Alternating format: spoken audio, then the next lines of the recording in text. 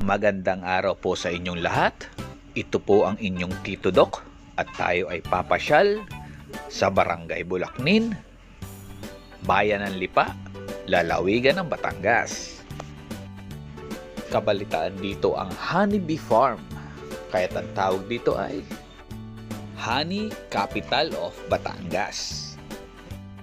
Maraming salamat kay Mr. Mark Moncayo ng Honey House, Honeybee Farm, at kami ay pinaunlakan upang mabisita ang kanilang farm.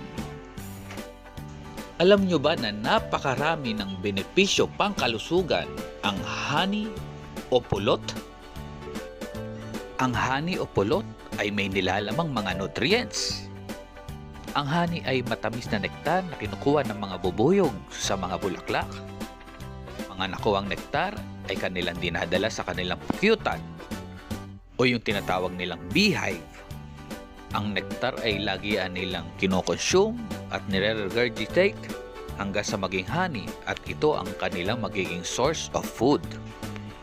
Ang isang tablespoon ng honey o 21 grams ay naglalaman ng 64 calories, mga sugars tulad ng sucrose, maltose, glucose at fructose. At meron din naman siyang trace amounts ng minerals at vitamins. Ang honey ay mayaman sa antioxidants tulad ng organic acid na flavonoids na maaaring makatulong upang maiwasan ang heart attack o atake sa puso, stroke, at maaari ring maiwasan ang iba't ibang klase ng kanser. Maaari rin siyang makatulong sa kalusugan ng ating mga mata.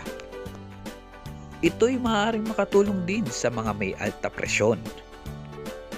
Alam nyo ba na naibababa ng honey ang bad cholesterol o LDL, maging ang triglyceride at ang iyong total cholesterol?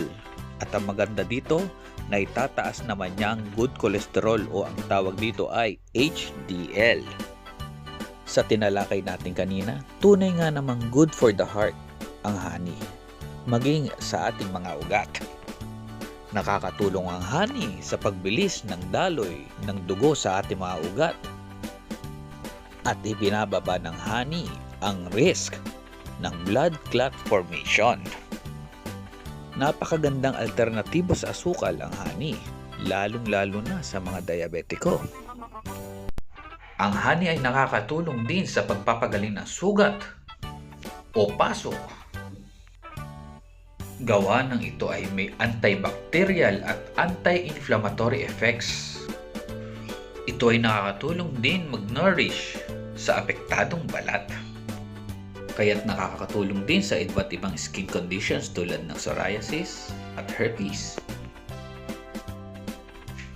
Ang honey ay nakakatulong din sa mga ubo ng mga bata.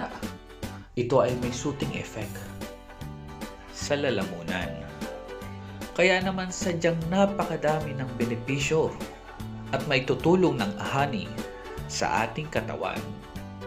Malaki ang naitutulong sa ating pangkalusugan. Dito sa Honey House, ipinakita sa amin ang iba't ibang produkto na gawa mula sa honey. Meron silang honey cider vinegar, bagay na bagay sa vegetable salad.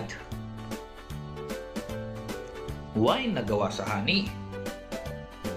Honey syrup na pwedeng itimpla sa kapeng barako. Proud talaga ako sa produkto ng kalikasan, produkto ng Batangas.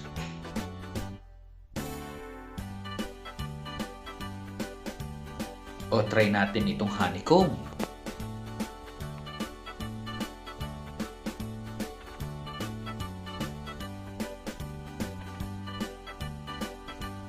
Sana ay may naibigay ako sa inyong impormasyon pangkalusugan. Maraming salamat. Ito po ang inyong Tito Doc.